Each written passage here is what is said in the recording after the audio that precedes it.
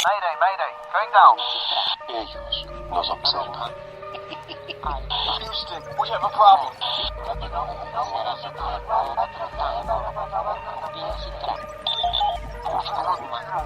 Archivos Enigma, Honduras. Es hora de los archivos Enigma.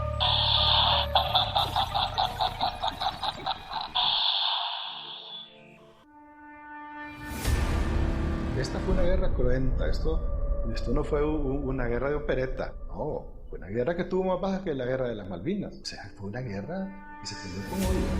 Cuando regresan el capitán Soto y el capitán Acosta, el capitán Soto había derribado un avión de la Fuerza Aérea Salvadoreña.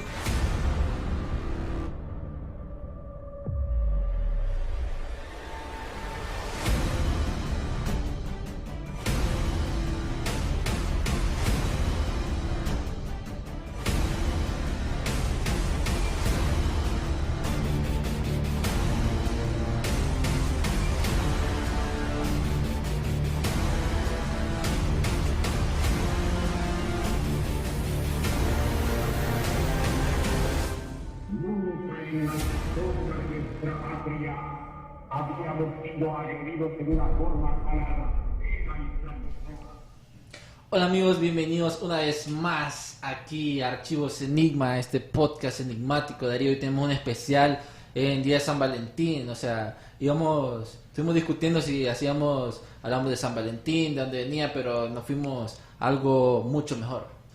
Un hecho histórico que la verdad es bien importante ahorita. ¿Qué aniversario va a ser este año? Creo de ese tema de que vamos a hablar hoy. Más o menos, 50 años. El 50 aniversario de la guerra de 100 horas, que es el documental que ahorita trajimos a invitado. Sí, al director Walter Hernández, bienvenido aquí a Archivos Enigma. Gracias, buenas noches. Mucha gente ha estado preguntando, 50 años, este documental de este hecho histórico, que de hecho tiene un montón de récords históricos. Se utilizaron aviones de la Segunda Guerra Mundial.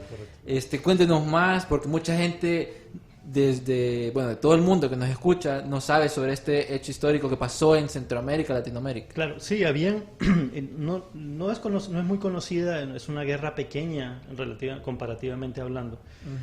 Que sucedió en medio de muchos acontecimientos en el mundo, ¿no? El alunizaje, la guerra de Vietnam, la lucha por los derechos civiles en Estados Unidos, algunos conflictos en Sudamérica, la Guerra Fría, todo eso cubrió por completo la guerra de las 100 horas en una especie como de manto de insignificancia, pero fue una guerra muy significativa para todo el continente.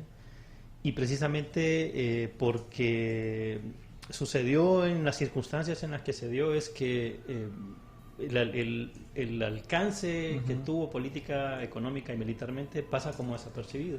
Y por encima de todo, que es llamada la guerra del fútbol por una coincidencia desafortunada y que no tiene absolutamente nada que ver con el fútbol. Sí, que de hecho creo que todo el mundo lo conoce así como la guerra del fútbol, y creo que en el deporte también eso como un lado enigmático, o dicen, ¿por qué de la guerra del fútbol? ¿De dónde viene? Correcto. Mucha gente lo maneja como que después del partido Honduras-Salvador para el Mundial de México, es que porque perdieron, hubo goles, que empezó esta guerra, ¿verdad? Correcto, sí, es una tremenda confusión de fechas manipulada a propósito para darle ese contexto a la guerra, pero en realidad no tiene absolutamente nada que ver. El nombre de guerra del fútbol viene básicamente porque un periodista, Richard Kapuscinski, estaba aquí de paso cubriendo los partidos de fútbol eliminatorios para México 70. Un polaco, ¿verdad? Polaco, aunque, bueno, ruso-polaco, porque en ese momento él nació en Rusia, literalmente, pero Polonia se expandió y luego era Polonia, entonces ruso-polaco. Bueno, lo estaba cubriendo sin conocer para nada el contexto migratorio, territorial, los conflictos internos, políticos y económicos. Él dedujo, le fue más fácil saltar a la conclusión de que era una guerra debido a que había habido un partido de fútbol. De hecho, ya había terminado la guerra cuando se produjo el partido entre Honduras, El Salvador y México, el de desempate, que perdió Honduras, obviamente, y ahí sí. Pero se encargaron de hacer una combinación de fechas para que al final todo pareciera que había sido originado por el fútbol. Sí, que es un ejemplo de algo que hablamos mucho en el programa, que es del amarillismo. Que básicamente solo para vender más periódicos hacen esto, pues, pero obviamente es un término que está mal. En ese momento creo que pudo, sí había amarillismo, pero creo que había también mucho interés en no parecer desleal al país. Entonces, obviamente, tenés que plegarte al discurso del gobierno, porque si apareces un poquito, aunque sea sutilmente conciliador, sos salvadoreño, sos pro salvadoreño, entonces eso es un problema. Y eso se dio también allá.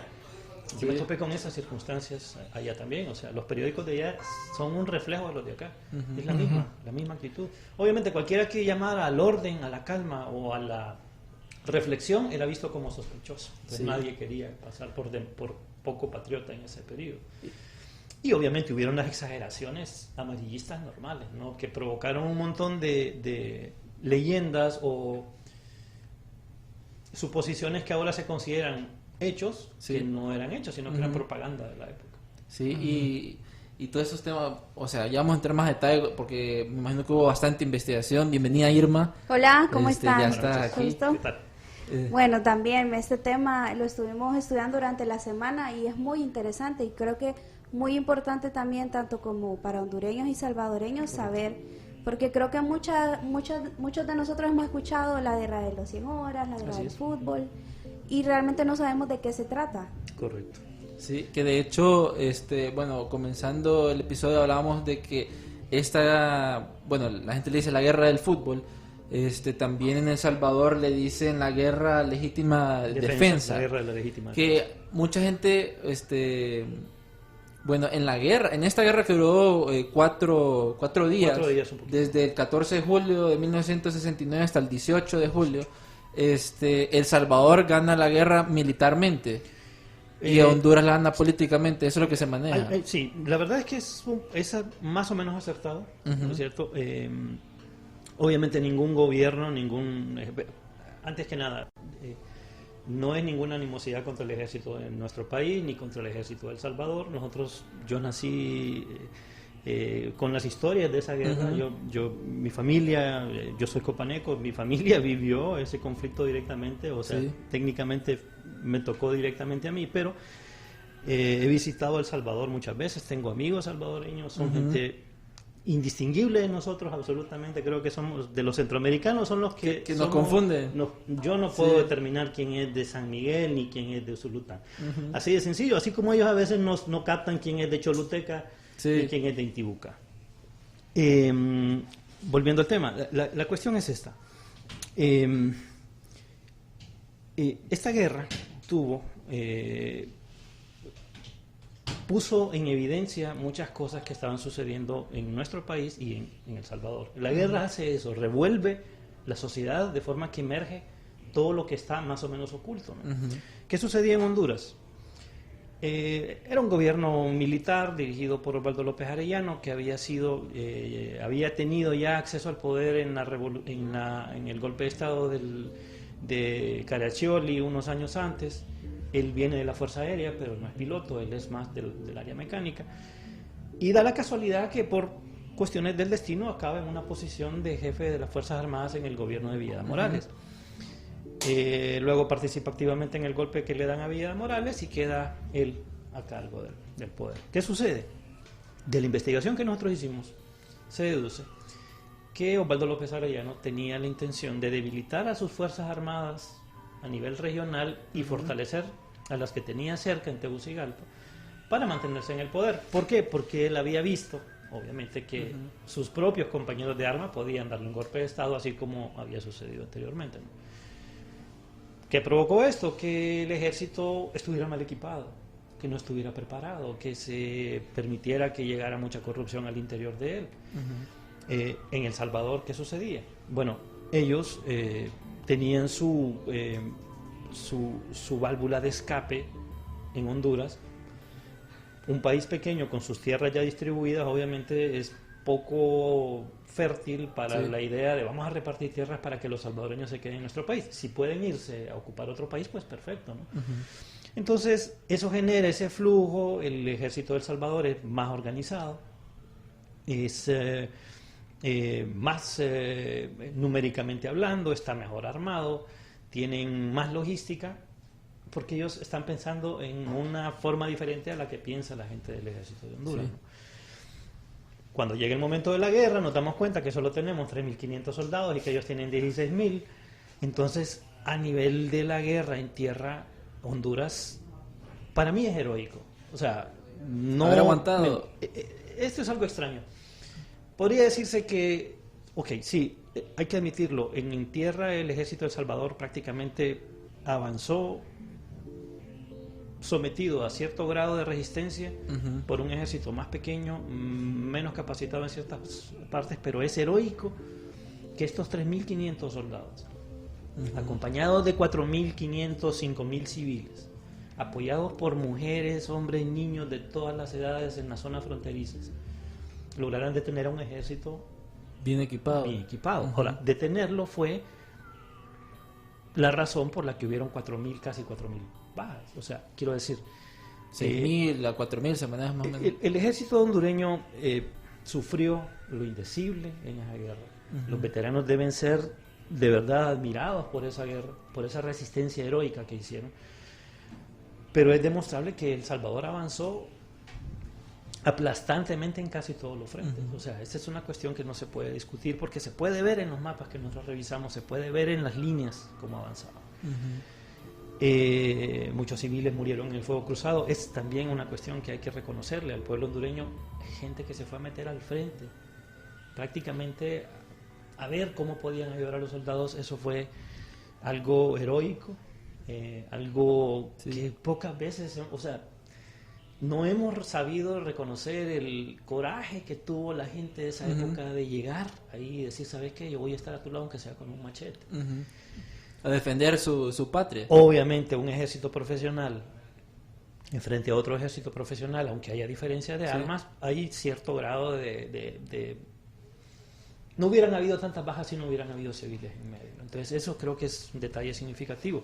4 días de guerra, 4.000 muertos, más que cualquier guerra en América Latina del mismo periodo de duración. Y hablaba sobre las armas, que dato curioso es de que se utilizaron aviones en estos 4 días que fueron utilizados en la Segunda Guerra Mundial.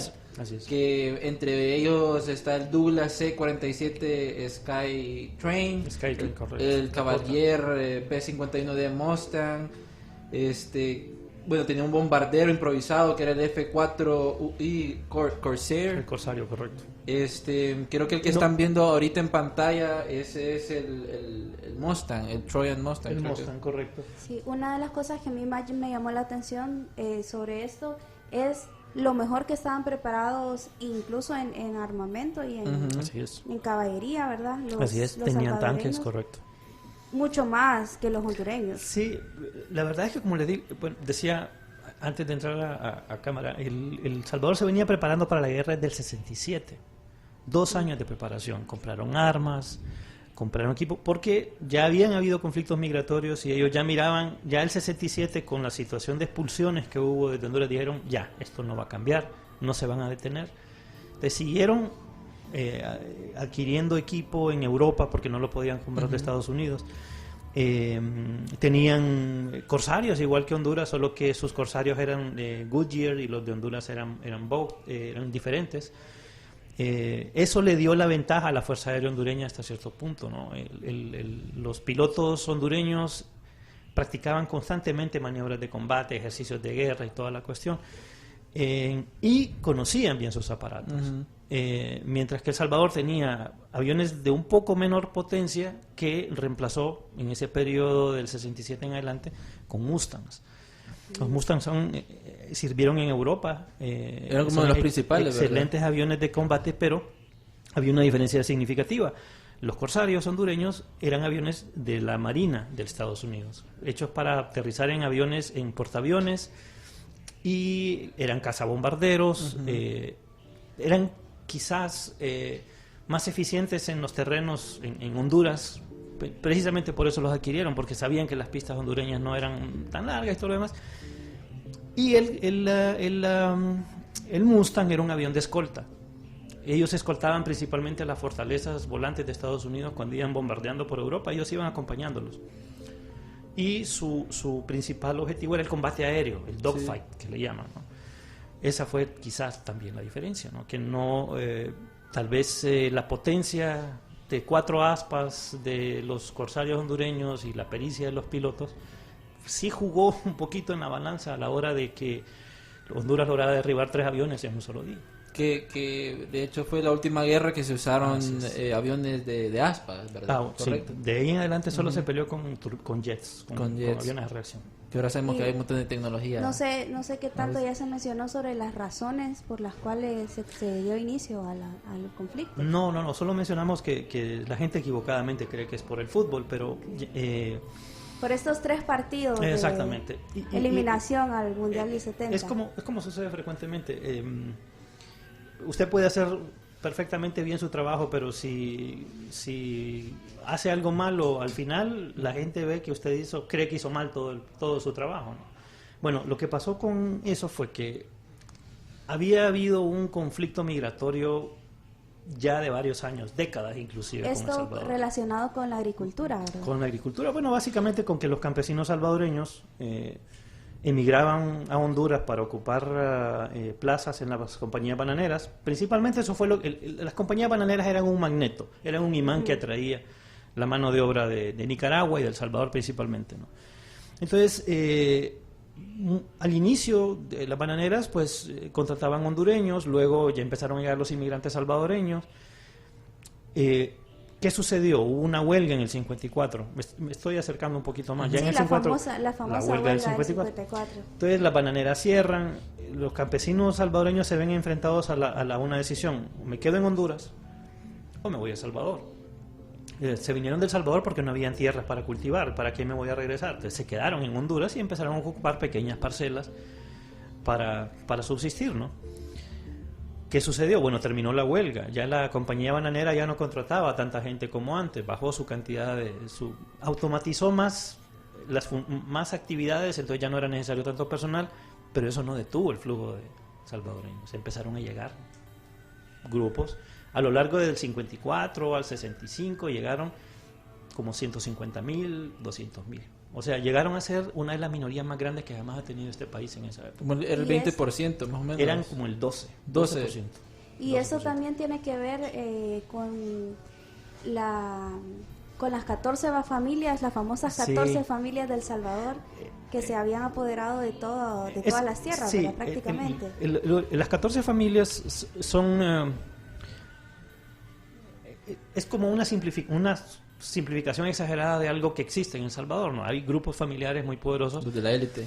Pero creo que tiene más que ver con los 14 departamentos que tiene El Salvador. O sea que hay como una presunción de que cada familia controla un departamento, entonces por eso son 14. Pero, eso no lo pero sí existen grupos muy poderosos. Los historiadores que entrevistamos nosotros en El Salvador nos mencionaban que hasta yo me resistía a usar la palabra oligarquía porque tiene como connotaciones muy socialistas, muy comunistas, ¿verdad? Pero no hay otra forma de referirse a grupos familiares que poseen grandes cantidades de tierra y las ocupan para sus propios intereses de cultivo. O sea, los grupos de poder de El Salvador eran industriales y agrícolas, básicamente, ¿no? Entonces, obviamente, como todo grupo económico, tienen presencia en la política de su país y una presencia muy fuerte para proteger sus intereses. Obviamente cada grupo busca colocar a la gente más afín a sus intereses para proteger precisamente los intereses que tiene. Entonces, el mismo historiador salvadoreño que entrevistamos, el señor Carlos Pineda, me decía, mira, aquí hablar de reforma agraria en El Salvador es un tabú. Nadie puede ni siquiera mencionar la palabra reforma agraria. En El Salvador es imposible. O sea, un país cabe en Olancho con una población en esa época 3 veces más grande que la nuestra, y nuestro país, que es 5 veces más grande, con menos población que El Salvador, obviamente se miraba como un lugar donde sí se podía expandir la población salvadoreña sin afectar las líneas que ya estaban trazadas de las propiedades de El Salvador. ¿Qué otro factor, si no me equivoco, está relacionado a la economía también y la migración? Que de cuando empezaron a ver los problemas migratorios, cuando empezaron a deportar a los salvadoreños de Honduras, que habían ideado un plan que querían abrir una costa hasta por el mar, el Océano Atlántico. Sí, había... No sé, en este momento el presidente de El Salvador acaba de hacer un pacto con Guatemala para conseguir una salida al Golfo de Honduras. Pues es muy parecido. De hecho, cuando yo lo vi me sorprendí porque dije, wow, esto se parece bastante a unos mapas que circulaban en la época del 69, donde se miraba que El Salvador tenía todo el departamento de Cotepeque, Santa Rosa, Santa Bárbara, Cortés, hasta llegar a la bahía de Omuja. Ahí todo eso era como una especie de espolón que salía de El Salvador. Y luego toda la línea, todo lo que sería la carretera entre Tegucigalpa y San Pedro Sula era como la frontera. O sea, toda esa esquina, como una cuña. Esos mapas circulaban bastante en esa época y no puedo decir que era parte de la política del gobierno salvadoreño considerar la posibilidad. Pero las entrevistas que nosotros hicimos, los militares que entrevistamos, el historiador militar salvadoreño que entrevistamos, el señor Gerard Bon Santos, me dijo, esos son los planes. El objetivo salvadoreño en Occidente era llegar tan arriba como fuera posible.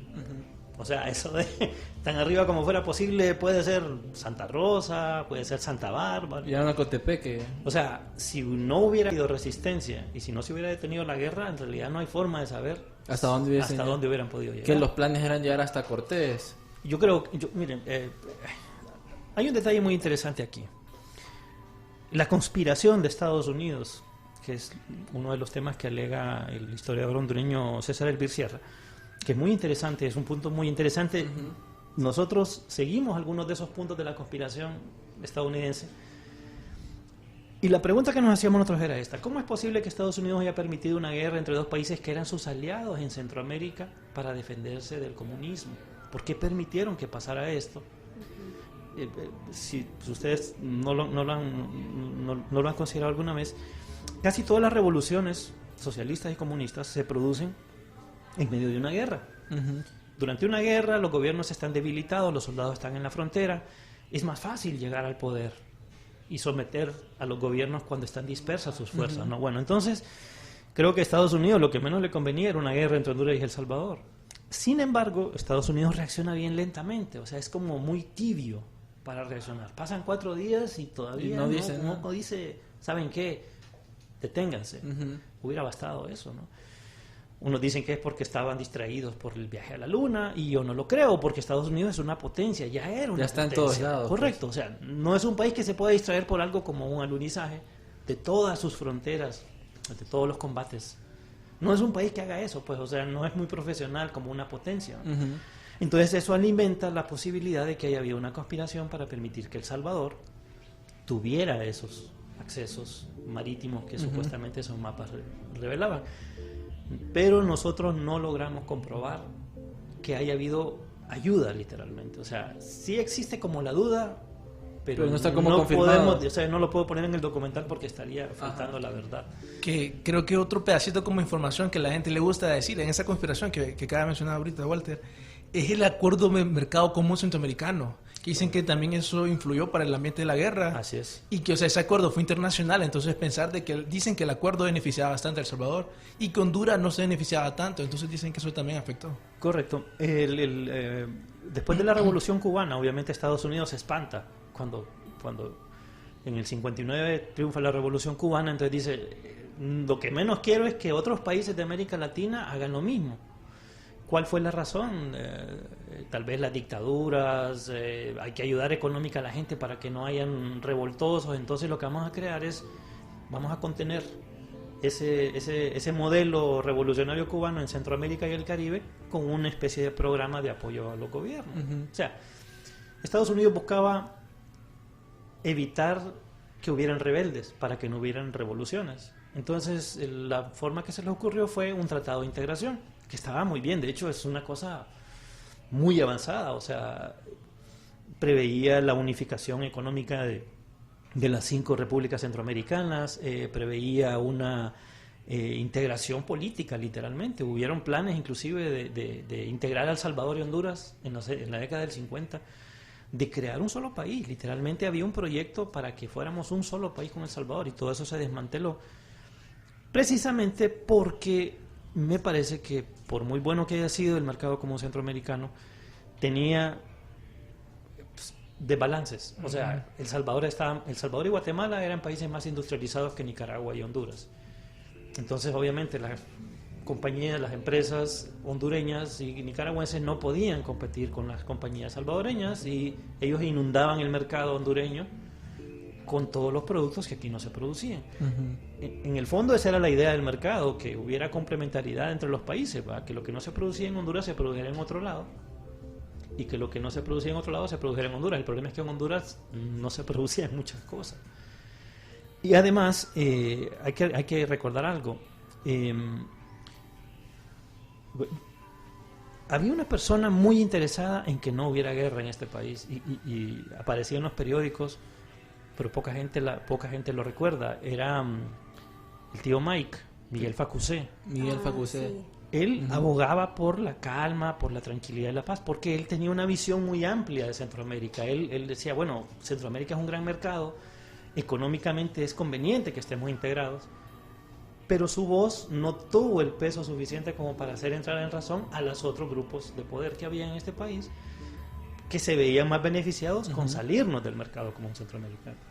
Ese fue un gran golpe para los Estados Unidos y de hecho costó bastante que recuperara. Un historiador del Salvador me decía que el grado de desconfianza que quedó en Centroamérica después de la guerra del 69 fue tal que en un ejercicio que hicieron en los 80s, los Estados Unidos no logró que los paracaidistas hondureños saltaran del mismo avión que los paracaidistas salvadoreños. Pucha. O sea, ese era el grado de desconfianza que quedó después de la guerra. Entonces, es difícil decir que hubo un plan de los Estados Unidos para favorecer a El Salvador porque no le convenía, de hecho no le convino la guerra. Pero también es raro pensar que Estados Unidos fue tomado por sorpresa. Yo eso no me lo creo mucho. Creo que ellos sabían. Está como en esa duda, ¿va? Porque también está el alunizaje, que también dentro del programa hablamos de esa conspiración, si fue o no. Ah, correcto. ¿Usted qué piensa sobre eso? ¿Fue o no? Yo creo que sí hubo un Sí. alunizaje. Creo que creo que es justo que la gente dude. Sí. Porque ¿por qué voy a creerle al gobierno el alunizaje si me mintieron en la guerra de Vietnam? O sea, y la verdad es que la guerra de Vietnam estuvo llena de mentiras, ¿no? Sí. Pero hay formas más sencillas de Esconder. Quiero decir, hay que recordar una cosa. Aquí en un alunizaje falso, los rusos que tenían... que lanzaron, de hecho, una nave que trató de llegar, una nave sin tripulante trató de llegar a la Luna en los mismos días del alunizaje. Los rusos, que eran los más interesados en humillar a los Estados Unidos, no dijeron a los cuatro vientos si es falso el alunizaje. O sea, y ellos son los únicos que tenían en realidad la capacidad para escuchar las transmisiones radiales desde la Luna con toda la certeza de que sí estaban siendo producidas desde la Luna. Y no dijeron nada. Entonces yo creo que la mejor prueba de que sí hubo un alunizaje es que los rusos no dijeron que no hubo un alunizaje. Es más, los rusos reconocen que ahí está la bandera y todo. Pues. Entonces yo creo que si tu enemigo acepta que lo que hiciste, lo hiciste, entonces yo creo que sí, lo hiciste, correcto. Ese es mi argumento. O sea. Sí, y hay algo curioso en la investigación que hacía de esta guerra entre Salvador y Honduras, es que se armó un escuadrón, por así decirlo, de la muerte. Es un escuadrón que se llamaba La Mancha Brava, sí, que era encargado de buscar a salvadoreños en territorio hondureño, más campesinos, sacarlos. Dicen de que hubo asesinatos de parte de La Mancha Brava. Miren, sí, por mucho que yo quisiera hablar de la calma y de la nobleza de la gente de mi país, yo sé que hay mucha nobleza en nuestro país, sí. Hay mucha gente con la cabeza bien centrada, pero no nos confundamos de que sí hay elementos criminales en medio de la sociedad. En todo momento han habido elementos criminales. Se los puedo decir yo, que vi todos los periódicos de la época del 69. No crean que los crímenes horrendos que vemos ahora en los periódicos son de esta época. Habían crímenes horrendos en el 69. O sea que sí habían criminales en el 69. Sí. ¿Qué quiero decir con esto? Que nadie sabía quién era la Mancha Brava. Yo podía decir que era para sacar a un vecino de su propiedad. Soy de la Mancha Vámonos, Brava. somos de la Mancha Brava, les pego un tiro. ¿Quién va a defender a un salvadoreño?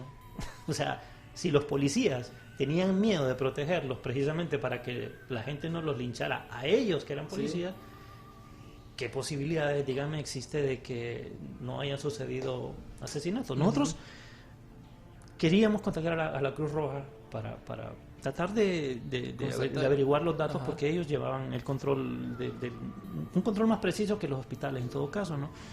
Pero la Cruz Roja no es un ente que se preste para este tipo de datos, porque ellos son una entidad obviamente respetable a nivel internacional, y me parece justo que ellos no hayan emitido una nota diciendo, pero nosotros, en base a las denuncias de ellos y a lo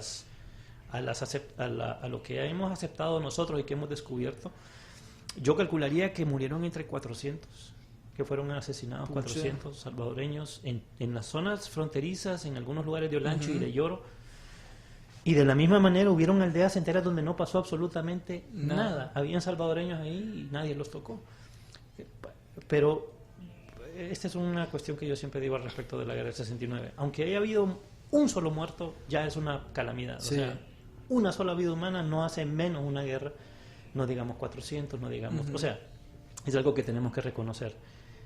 Sí hubieron excesos, sí se atacó a la población salvadoreña, hubieron violaciones, estamos más que convencidos que sí hubieron, y hubieron asesinatos, igual hubieron violaciones de parte de la Guardia Nacional del Salvador cuando entró a nuestro país, hubieron ejecuciones sumarias, fusilamientos, se encontraron cadáveres prácticamente deshechos a punta de machetazo.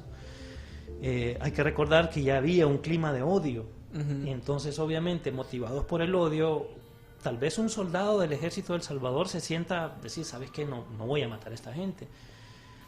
Pero las tropas irregulares que acompañaban a El Salvador, las fuerzas de un grupo civil que se llamaba Orden, que eran campesinos armados y entrenados para luchar contra las fuerzas irregulares de izquierda en El Salvador, cuando cruzaron la frontera, no miraban diferencia entre un campesino y un soldado. O sea, ellos miraban al campesino, los agarraban y decían, no, vos sos comunista o vos sos de la Mancha Brava y vámonos. Y está documentado, o sea, vieron miles y miles de muertos. Hondureños que se quedaron en la frontera a defender sus propiedades. Hay un caso muy interesante, Valladolid, en el departamento del Empira. Ese pueblo sufrió una de las atrocidades de guerra más espantosas que han sucedido y nadie lo sabe. Casi, o sea, estamos hablando de más de, creo que la cifra oscila entre 200, entre 70 y 200 campesinos que se quedaron a defender ese pueblo, con sus rifles 22, con sus machetes y con sus revólveres. El ejército hondureño venía en retroceso y obviamente los instó a salir, a abandonar el pueblo, y ellos dijeron, no, nos quedamos. Vamos a defender y lo defendieron tan bien que el ejército de El Salvador no pudo entrar por 6 o 7 horas. Les dieron una buena batalla. Pero obviamente, ¿qué puede hacer un campesino con un rifle 22, con un mortero? O sea, si empiezan a tirar morteros no hay nada que hacer. Ese es un hecho de la guerra, de la violencia de la guerra, demuestra la violencia con la que se peleó y que hubieron excesos. No tanto de... O sea, usualmente tendemos, y ahí sí quiero pedir disculpas porque yo sé que en nuestro país nosotros somos los buenos y ellos son los malos, y allá es que ellos son los buenos y nosotros somos los malos, y no es así. La guerra revuelve la sociedad de una forma increíble, ahí sale lo mejor de la sociedad y también sale lo peor de la sociedad. Hay actos heroicos increíbles y también hay actos de una barbarie bestial que uno no creería que sucedieron en este país. No quiero hablar de fosas comunes, pero yo estoy seguro que si se hace una buena búsqueda en Valladolid, se pueden encontrar los restos de todos esos campesinos que murieron ahí, que desaparecieron. Nadie los volvió a ver.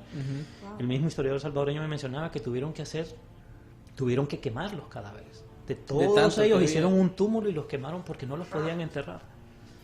¿Se imagina? Ese es el grado de guerra. Y Valladolid, que es un municipio que está más cercano a El Salvador que al mismo Gracias. Así es. Bueno, que al mismo Santa Rosa. Bueno, fuerzas hondureñas que partieron de Llano Largo en la zona de Ocotepeque, que tenían la misión de ver las poblaciones que la Guardia Nacional de El Salvador había ocupado, reportaban que encontraban cubiertos de cadáveres los pueblos. Gente que se había quedado a defender sus casas y sus propiedades. ¿Les hubiera sido más fácil rendirse? Probablemente sí. En El algunos orgullo casos, también, correcto, el orgullo de no dejar su pueblo, el lugar que estaban ahí. O recuerden que ya sabían lo que habían hecho en Valladolid. Y obviamente la gente enardecida, toda esa gente obviamente siente mucho de su gente. Sí. Si vienen aquellos y mataron a tanta gente en Valladolid y les vienen contando que encontraron tirados aquel montón de personas, hombres, mujeres y niños, entonces obviamente cualquiera se enardece y agarra Sí. su machete y voy a cortarle la cabeza, cualquiera, ¿no? Sí. Eso es lo que hace la guerra. Eso es lo que la diferencia entre un documental y una película es eso. La película tiene tal vez, una película de guerra tiene tal vez un elemento histórico y elabora sobre un héroe, un personaje, y le cuenta la batalla de las trincheras de 1914, y le cuenta Dunkerque, y le cuenta Salvando al Privado Ryan, basado en hechos reales. Pero van históricos. modificando ciertas cosas. Pero no es un documental. Un documental no hace eso. Un documental saca los datos, por dolorosos que sean, y te los pone enfrente. Y a veces uno sale molesto. Miren, yo la verdad confieso que yo soy el escritor. Sí. Yo soy el pararrayos. Si tienen algún problema, quédense conmigo porque yo lo escribí. Y mi temor es que nosotros en Honduras no hayamos madurado lo suficiente como para comprender que la verdad que creemos no es la verdad. La verdad, lo que creemos no es la verdad. O sea, hay elementos de verdad en lo que creemos, pero no es toda la verdad. No nos contaron todo lo que tenían que contarnos. Siempre esconden algo. Yo descubrí algo, miren, a medida, son tres aspectos interesantes cuando hicimos la investigación. Primero, los militares de El Salvador siempre minimizan todo lo que hizo el ejército de Honduras. Los militares en Honduras siempre minimizan todo lo que hizo el enemigo. Entonces, ese es un efecto normal. No puedo quejarme de eso porque es natural. O sea, si ellos dicen que nos causaron 5.000 bajas, yo sé que no fueron 5.000 bajas. En Honduras se dice que huían, los soldados salvadoreños huían, que tiraban los fusiles. No sucedió. No sucedió así. Hubo un combate fuerte, hubieron muertos de ambos bandos y todo lo demás. El otro aspecto es que a medida que pasa el tiempo, le vamos metiendo más elementos a la historia. Y ya no es la misma historia original. Por ejemplo, en El Salvador es como que hay una lupa. Sí. Como, Sí, que sí. como que el tiempo le va poniendo un lente de aumento a las cosas y se ven diferentes. Por ejemplo, en El Salvador dicen que en El Salvador se decía que llegaron hasta Tegucigalpa. Que llegaron a Toncontín y que bombardearon Pero, los aeropuertos. En algún momento se dijo en El Salvador, y la gente lo cree, Sí, sí, porque sí. los periódicos en algún momento, o la radio lo mencionó, que se escuchaban los cañonazos en la parte sur de Tegucigalpa, porque Ajá. ya estaba llegando la infantería salvadoreña a Tegucigalpa, cosa que no es cierta. Mitos. En Honduras se dijo que el primer día de la guerra habían derribado 14 aviones salvadoreños. O sea, la cifra de 14 me El parece... primer día. El primer día, Ajá. cosa que no sucedió. Pero la gente lo cree. Entonces, se van exagerando las cosas.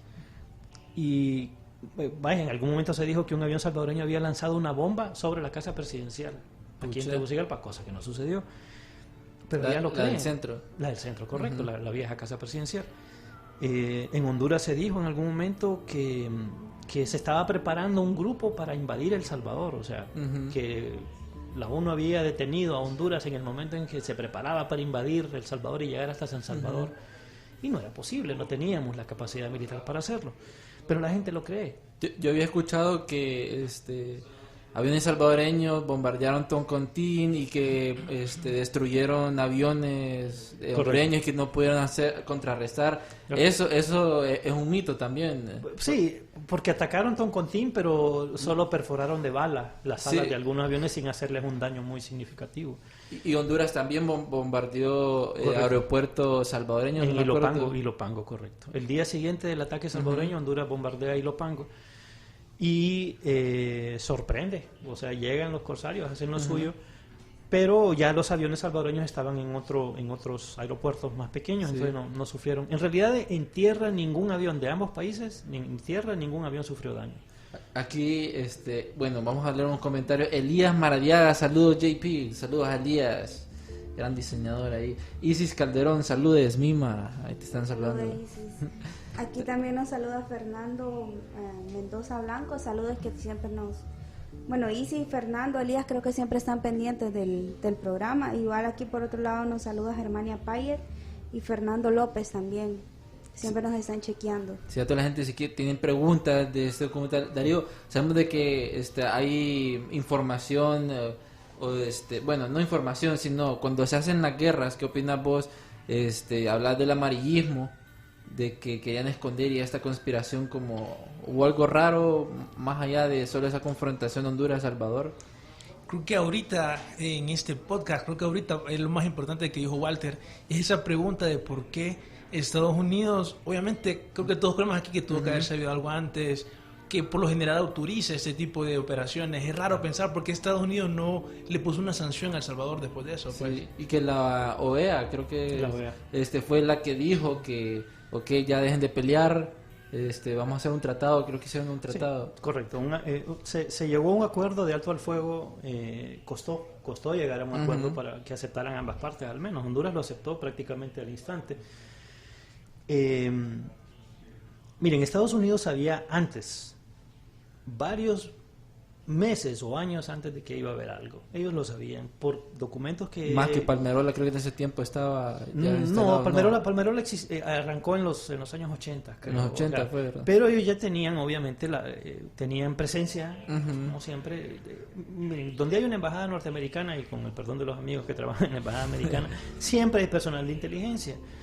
Y es difícil agarrar a los agentes de la CIA con los pantalones abajo. O sea, eso es impensable que ellos no hubieran sabido que esto iba a pasar. Sí sabían que iba a pasar. Y lo dejaron. Y lo dejaron que pasara. Eso es lo que alienta un poquito la sensación de que Estados Unidos jugaba un papel como... Miren, esta es una posición muy personal. Esta es mi opinión. En Centroamérica, los países territorialmente más estables son Guatemala, Honduras y Nicaragua. ¿Por qué? Porque tienen una población pequeña, o en esa época también tenían una población pequeña comparativamente hablando, pero en esa época eran países donde probablemente no hubiera un conflicto agrario serio, porque había suficiente tierra. Si ustedes le preguntan a Estados Unidos, ¿cuál creen ustedes que es el foco en Centroamérica de una posible rebelión provocada por grupos campesinos o comunismo aprovechándose de la agitación provocada por la necesidad de tierras? El Salvador. Entonces, ¿cómo podemos ayudar al Salvador? Redibujemos la frontera de Centroamérica, démosle más tierra al Salvador, permitámosle que acceda a espacio territorial a costa de quién. Donde no tienen definida la frontera, en esa época la frontera de Honduras con El Salvador tenía huecos. Sí. Entonces, si existió en la mente de algún elemento de Estados Unidos, de la política exterior de Estados Unidos, la opción de evitar que hubiera un alzamiento revolucionario en El Salvador, dándole más tierra a costa de Honduras, oigan, ese plan tiene sentido, pero yo no puedo probar que sea así. O sea, yo tengo la sospecha de que probablemente jugaron un poco a favor del Salvador y por eso dejaron que las cosas pasaran. Mi opinión personal, pero es mi opinión personal. No puedo constatarlo y no lo puse en el documental porque es mi opinión muy personal y no tengo pruebas de eso. De hecho, bueno, hablando el programa hablamos de bastantes conspiraciones y de teorías, y a la gente le gusta. Dentro de toda la información y a las personas que estuvo hablando, ¿qué fue como lo más raro? O sea, que usted dijo como, ¿será cierto esto? Lo más raro que pudo encontrar en esta investigación del documental. Sí hubieron cosas extrañas que obtuvimos de entrevistas con los soldados, principalmente los soldados de rango más bajo que estaban en las trincheras, bueno, en el frente, ¿no? El cortometraje Pulga que se va a presentar junto con el documental es una historia sacada de las entrevistas. Es una historia real. ¿Sí? Un soldado hondureño sí encontró un niño en medio de las ruinas de un pueblo masacrado. La Pulga. No puedo decirles el nombre de este soldado porque él me pidió en condición de anonimato, porque no es normal que un soldado agarre a un niño en un campo de batalla y se lo lleve y lo adopte como suyo. Pero es una cosa que sucedió y que Alejandro, cuando vio el relato de la historia, lo agarró y lo modificó, obviamente, pero es muy fiel, Pulga, y esa es una de las cosas extrañas que sucedió. El punto es que es difícil saber si el niño es salvadoreño o si O es hondureño. Ahora, eso tiene un desenlace bien dramático que yo no les voy a revelar porque si no, no van a ver el corto, pero es real, o sea, eso es un hecho real, sorprendente. Otra cosa que me relataban muchos es parte del folclore, es parte de nuestro folclore y yo creo que es extraño, pero ellos reportaron algo que uno de ellos me comentó algo que se parece a una historia que yo había escuchado antes. Sí. No sé si ustedes han oído hablar de All Green Eyes. All Green Eyes es un espíritu que aparece en los campos de batalla de Estados Unidos en los años 1700, en la época de la guerra civil, de la guerra de independencia. Se reportaba que a veces en los campos de batalla de la guerra de independencia de Estados Unidos aparecía esta criatura con ojos verdes, escarbando los cuerpos. Los cuerpos como alimentándose de ellos. Yo había escuchado esa historia en los 80s y hace poco precisamente empecé de hecho, el nombre que le daban los indígenas americanos era el Wendigo lo llamaban ellos, era una especie de criatura mítica.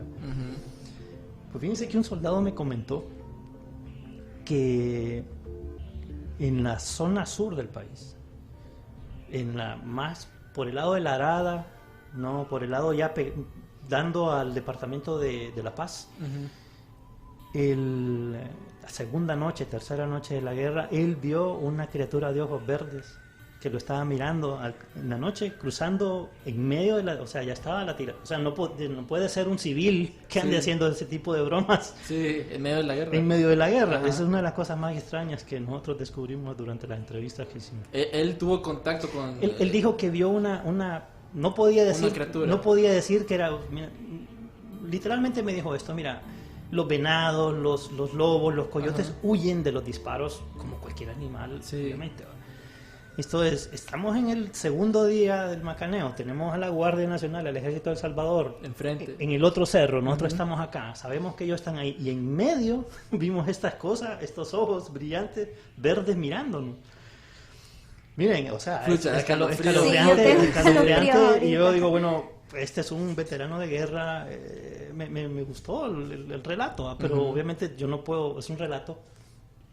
No puedo probarlo, sería bueno invitarlo. Más o menos como buscar. ¿Por qué municipio de La Paz fue? Él era del primer batallón de infantería.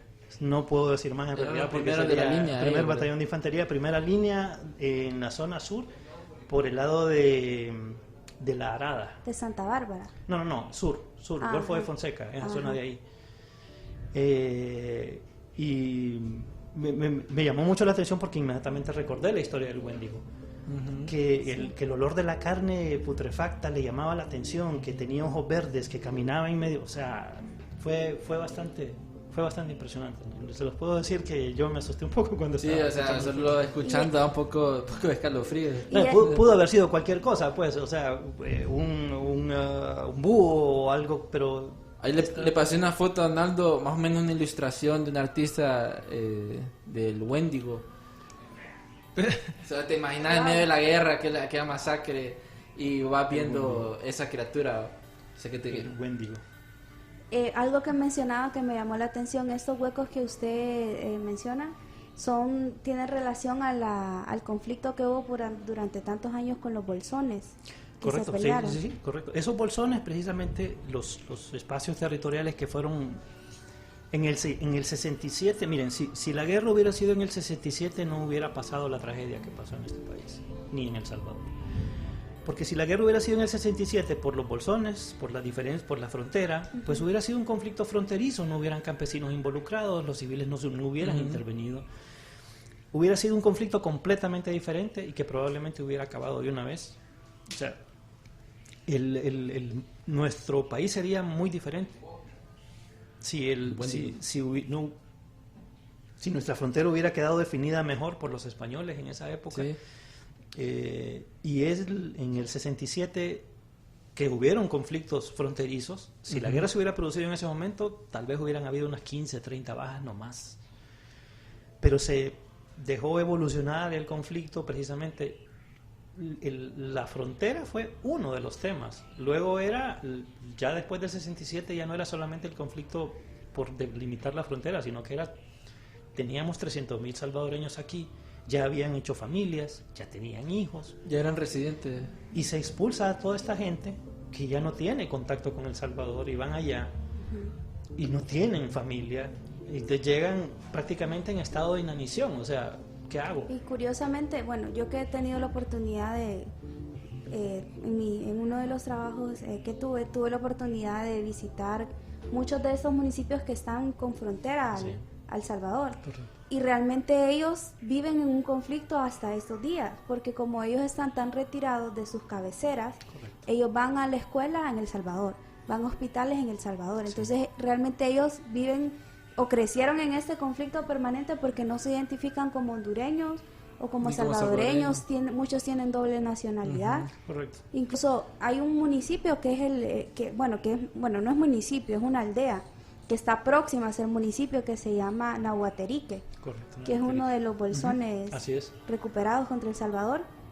Bueno, que si cuando uno, para empezar, llegar ahí es, Es complicado. Es bueno, más toda caneado. esta zona, ese municipio que mencionaba usted, Valladolid, Mapulaca, Virginia, Nahuaterique, son lugares Son muy, aislados. muy apartados, que de la Son- cabecera son 4 o 5 horas. Son apartados de Honduras, pero en realidad están muy cerca de las Exacto. infraestructuras viales de El Salvador, y para ellos es más fácil. Es más moverse hacia allá. fácil. Ujú. Entonces, por ejemplo, en este lugar Nahuaterique, la moneda es el dólar. Correcto. Que el Eh, dólar es el que se maneja en El La Salvador, comida, ¿verdad? la comida que se vende en los comercios, que es una aldea muy pequeña en realidad, la comida es las pupusas y cuestan $1. Puch. Y ellos se 20 identifican pesos, más como 24. salvadoreños que como hondureños. Y ellos dicen, a nosotros el gobierno de Honduras es poco lo que nos ayuda porque tenemos más acceso al Están Salvador. más cerca del Salvador. Ha puesto el dedo precisamente en la llaga. Estamos pagando el precio de no haberle puesto interés a la zona fronteriza. Esa gente no tiene un hospital en el territorio hondureño. O sea, el hospital más cercano está en territorio salvadoreño. O sea, obviamente, si tengo una emergencia, ¿para dónde voy? Voy a agarrar toda la carretera y me voy a cruzar hasta Santa No Rosa. llega, no llega. Santa Rosa, Gracias. O Gracias, correcto. Ajá. Llega muerto. O me cruzo la frontera y me voy al hospital más cercano que está mejor equipado en El Sí, Salvador. sí. Sí, O sea, es la- algo triste que sucede hasta el día de hoy. Escuelas, el mismo sistema, el mismo problema. Hospitales, el mismo problema. Infraestructura vial, el mismo problema.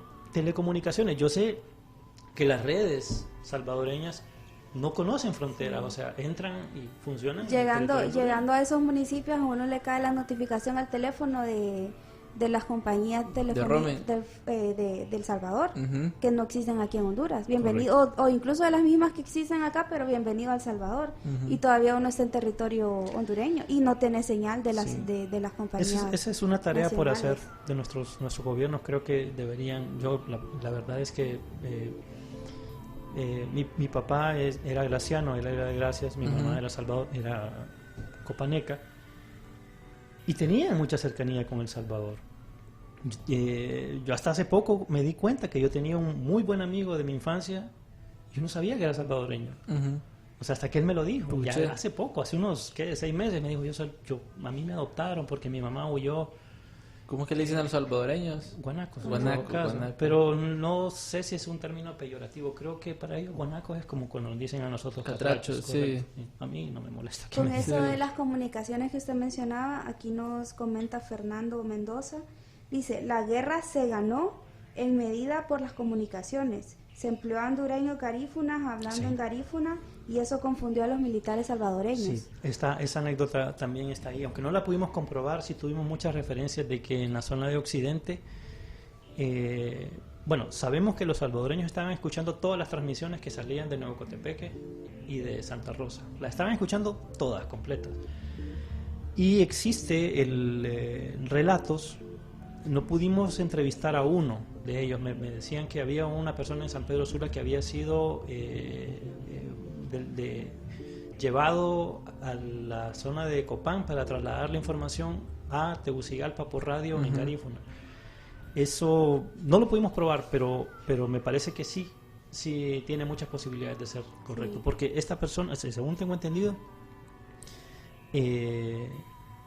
hubo un momento en que, por ejemplo, los salvadoreños sabían que habían tropas hondureñas en Nuevo Cotepeque el día antes de que la conquistaran. Ellos lo sabían. Y sabían que iba a haber un ataque de la Fuerza Aérea hondureña sobre Nuevo Cotepeque porque pensaron que ya no habían hondureños ahí, que solo habían salvadoreños. Ellos lo estaban escuchando.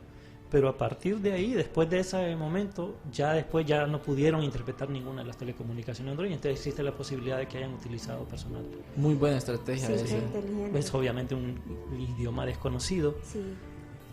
Y si para nosotros todavía Es difícil. muchos es desconocido, me imagino que en esa época fue toda una sorpresa. Para lo que nos escuchan de otros países, el idioma garífuna es un idioma que está más en la zona norte, Correcto. La zona norte. de estas comunidades garífunas. Africanas, Entre afrodescendientes. La cosa, sí. Ujú. Entre Sí, Ceiba, Tela, Trujillo. sí. Si quieren pueden buscar ahí en Google garífuna y lo van a ver, ahí van a ver las puntas y un montón de cosas. Pero ya se nos está acabando el tiempo, pero yo quiero hacerle una pregunta aquí en Archivos Enigma. ¿Cuál es la conspiración que más cree? Porque las más famosas están el 9/11, los alienígenas, lo del alunizaje ya nos dijo que Sí, yo creo que sí sucedió pero definitivamente. las tres que cree. Ok, miren, por el orden. Que yo creo o que no creo. O sea, Ok, miren, por ejemplo, no creo en la Tierra plana. Ajá. La Tierra es redondita y hay muchas formas de probarlo. Pero hay mucho ruido acerca de que la Tierra es plana y Sí. no sé. Es fácil probar. Que Sí, no es así. tenemos un episodio sobre ¿Ah, sí? eso. Sí. Ah, bueno, yo tengo una forma muy fácil de probar que no. Extraterrestres. Yo creo que hay vida en el universo. Sí. Creo que no podemos en realidad ser los únicos que existen, pero no creo que nos hayan visitado. Por una razón bien simple, creo que no solamente el universo es muy viejo, sino que es inmenso. Sí. Y para darles un ejemplo, imagínense ustedes dos civilizaciones como por ejemplo los egipcios y los mayas. Son civilizaciones humanas muy parecidas en pirámides y estelas y todo lo demás. Pero desafortunadamente crecieron en tiempos diferentes, en continentes diferentes. O sea que pueden existir civilizaciones en otros lados, pero es muy poco probable que lleguemos a entrar en contacto con ellas. No creo en el área. Creo que el área 51 es una base militar que tiene aviones muy secretos y que obviamente ningún militar va a decir sí, tenemos. Aunque hay muchos que han dicho. Otro detalle es que dicen que hay tecnología extraterrestre que ha sido trasladada a los gobiernos a cambio de algo. No lo creo, porque ya no se seguirían usando aviones a reacción, aunque fueran de quinta generación. Y tampoco estaríamos usando cohetes para mandar satélites al espacio. O sea, si hay alguna máquina antigravitatoria que es más económica que un cohete, pues deberíamos estar usando. O nos lo dicen para que... Puede ser. Todo secreto.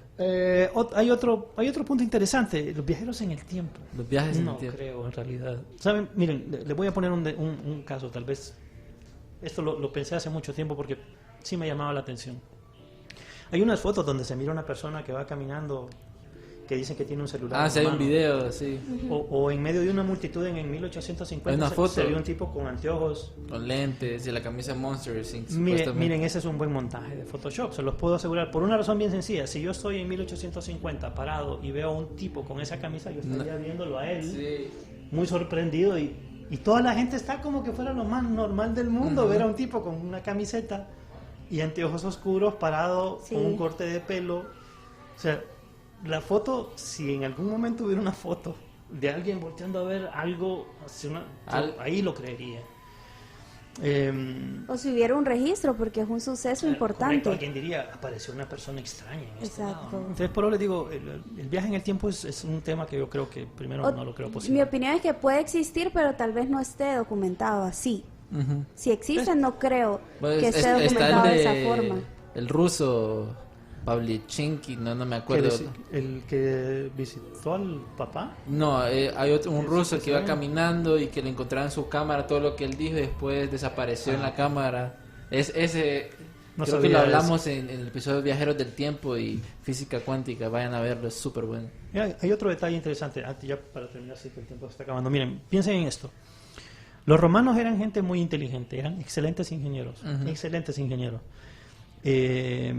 Personas, si tuviéramos una máquina del tiempo real y trajéramos un romano aquí, después del susto de ver las cosas, luego de un tiempo yo creo que se adaptaría muy bien, porque muchas de las cosas que hacemos nosotros ya se hacían en la época. Fueron inventadas por ellos. O sea, las carreteras, los acueductos, ellos tenían agua en sus casas, tenían construcciones de ingeniería muy parecidas. De hecho, muchas construcciones de ingeniería actuales están basadas en diseño. Incluso la política. La política, correcto. O sea, encontraría muchas cosas parecidas y no le costaría mucho a un romano de esa época adaptarse. Pero piensen en esto, imagínense que mandan una laptop a Roma en el siglo II.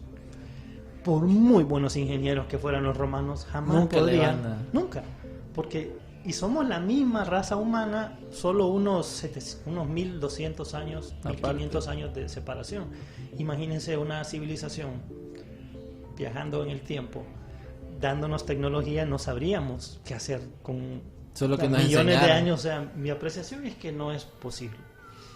Pero, obviamente, nadie puede decir al 99.9%. Como nos decía Renata, lo único que podemos saber es que no vamos a saber la verdad.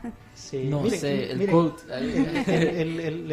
los seres humanos tenemos la habilidad de llenar los vacíos con cualquier cosa. O sea, ustedes, la gente que le tiene miedo a la oscuridad, a lo que le tiene miedo es a que haya algo, A lo a desconocido. lo desconocido. Pero yo les hago esta pregunta a ustedes: ¿por qué los fantasmas casi se aparecen siempre en la noche? Porque no a mediodía. ¿Cuál es la diferencia entre la noche y el día para un fantasma? No debería haber ninguna. Entonces, mi punto es que como no sabemos lo que hay en una casa, tal vez abandonada, entonces ya predisponemos nuestra mente y entonces Ya le ponemos nombre. cualquier crujido, ya pensamos que es alguien. La Le diré, taconada. ustedes me han asustado a mí, porque yo trabajo arriba. Ah. Y a veces estoy trabajando y escucho y digo, escucho voces y escucho risas y entonces, no, ahí están los muchachos. Los de Enigma ahí digo yo, molestando. por un momento me asustaron, pero el punto es este, que durante breves segundos, por muy escéptico que sea yo, dudé. Tuve un momento Qué de miedo y poder. dije, ¿qué pasó? Qué Se lo poder puedo tenemos. asegurar, o sea, la mente humana tiene una habilidad tremenda para llenar esos espacios con espectros. Dos últimas cosas que a mí me gustaría saber, no sé si Darío tenés otra duda. Bueno, lo primero sería algún documento, bueno, principalmente tratamos siempre de recomendar una película, un libro, para que la gente se informe, claro, en este caso, qué mejor, ¿verdad? El Material documental, audiovisual que el documental, Claro. pero un libro, un elemento escrito que le pudiera recomendar a las personas para que se pudieran informar de una forma más eficaz sobre este hecho. Miren, hay muy buenas anécdotas, lástima que no están en un libro. El libro de don César Elvir Sierra, de la guerra del 69, es muy bueno. Yo lo tomé como base, de hecho, para la cronología, porque él lleva al minuto, a la hora, lo que sucedía en el Estado Mayor del Ejército Hondureño, en los frentes. O sea, básicamente ese fue mi guía de trabajo. Es un muy buen libro. Desafortunadamente es muy... Tengo que decir que don César Elvir Serra lo escribió muy bien, pero como para militares, como para gente de la rama militar. O sea, no es una lectura tan liviana que lo pueda agarrar cualquier persona y diga, entiendo lo que me está diciendo. Y él, obviamente, escribe de la forma en que él sabe, con numeraciones militares y movimientos de tropas que entendería un militar, pero tal vez un civil, una persona, un estudiante, no lo captaría. No entiendo. Pero hay muy buena información. Sí hay una advertencia que quisiera. En Internet principalmente hay muy buena información. Pero hay un problema. Que mucha información que está escrita ahí está escrita con la cabeza caliente. Yo tengo yo a veces en mi página, yo no veo mi Facebook precisamente por eso, porque me angustiaría estar tratando de responderle a cada quien, ¿no? Pero el punto es muchos de los comentarios negativos que recibo, a veces bastante ofensivos, yo los asimilo como, está bien, o sea, ¿qué podemos esperar? Una guerra es una guerra, dos países, cada quien tiene su corazoncito y obviamente yo voy por Honduras, soy hondureño, yo voy por Honduras, pero traté en la medida de lo posible de quitarme esa sensación de ser hondureño y verlo como ser neutro, ser latinoamericano, no como hondureño en particular, ¿no? Lo que pasa en Internet, porque hay mucha información en Internet, es que la escribe gente que obviamente antepone a su país al sentido común, o a la razón a veces inclusive, ¿no? Y de eso al insulto es bien fácil, es tremendamente fácil, y del insulto al odio es mucho más sencillo todavía. Entonces lo que quería comentarles, por ejemplo, es que el libro de Don César Elvir es muy bueno, pero es una lectura pesada, o sea que yo, solo al que de verdad sea aficionado a la lectura y que de veras tenga la intención de saber al detalle cosas como que... un Las cosas que diccionario, pasaron a la ya par. saben cómo Si yo buscarlo. hubiera metido todo eso en el documental, dura 6 horas. Pues Entonces no puedo, obviamente ya tuve están que elegir. advertidos. Pero es muy buen libro. Hay un libro muy bueno de Cepeda, el piloto Cepeda, que se llama Lobo 0.5 Alto y Claro, que son los relatos de él como piloto de combate, no solo en la guerra, sino que después. Y estos detalles los vamos a poder ver en el documental. No sé si nos dice cuándo se estrena, cuánto tiempo va a estar Y para que la gente todo, sepa. sobre todo a mí me gustaría que nos animara así como por qué no nos podemos perder este documental. Para ya irnos. Ok, primero, ¿por qué no? ¿Por qué no? ¿Por qué no deberían dejar de verlo? Primero, creo que es fundamental que empecemos a reconstruir nuestra historia. O sea, miren, Honduras no empezó a existir desde la independencia. Honduras no empezó a existir desde el descubrimiento de América, el desembarco de Colón en Trujillo. No. Honduras existía desde mucho antes. Tenemos una historia muy rica, pero la tenemos dispersa, está suelta.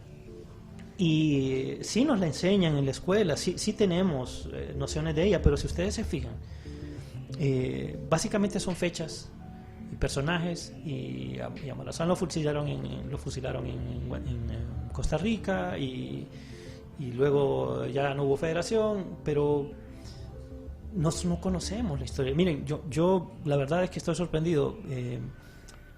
Quise visitar la tumba de Morazán en San Salvador una vez que fui, y me dijeron que sí podía ir, pero que era peligroso porque había un mercado cerca, y entonces dije, bueno, no puedo ir, pues. Luego un historiador me comenta que probablemente los huesos de Morazán no estén en el mausoleo, porque hubo un dictador guatemalteco que llegó, invadió el San Salvador, y que lo sacó, como lo odiaban tanto, violaron la tumba, sacaron los huesos, y no hay o sea, existe una gran posibilidad de que no estén sus restos ahí. Yo creo que no debemos perdernos este documental, precisamente porque este es el primer documental hecho, puedo decir en Honduras, pero pensado para América Latina. El documental no dice el ejército de nuestro país avanzó, ni dice el ejército del enemigo decimos el ejército de Honduras hizo esto, y el ejército de El Salvador, de forma que en Latinoamérica cualquier persona, desde Argentina hasta México, pueda ver el documental y decir, ahora entiendo por qué se dio esta guerra. ¿Cuándo se estrena? Se estrena el jueves 20. Hay una premiere obviamente el 19, pero obviamente creo que va a haber una transmisión del evento. El jueves 20 está abierto al público en salas de cine en todo el país. Técnicamente creo que hay, a través de las redes sociales se está comunicando en todas las salas del país, en Choluteca, en Santa Rosa de Copán. De hecho, yo voy mañana a Santa Rosa de Copán a la premier, lo cual va a ser interesante porque yo soy copaneco, entonces voy a estar de vuelta, o sea, tantos como 20 años de no estar en mi pueblo, entonces ahí me van. Bueno. Para estar hasta el domingo. Hasta el domingo. Domingo 23. 20, 21, 24. Sí. Domingo 24. Bueno, entonces ya saben, amigos, están invitados a este gran documental. Y muchísimas gracias por estar aquí en Archivos Enigma, Walter. Gracias. Sabemos que Alejandro se enfermó, después lo vamos a traer para hacer unas preguntas conspiranoicas. Bueno, y estén muy pendientes del podcast, Darío, porque tenemos cosas especiales la próxima semana. Sí, siempre invitados, si vienen buenos invitados. Sí, muy buenos invitados. Entonces, pilas, amigos, y nos estamos chequeando a la próxima. Esto fue Archivos Enigma.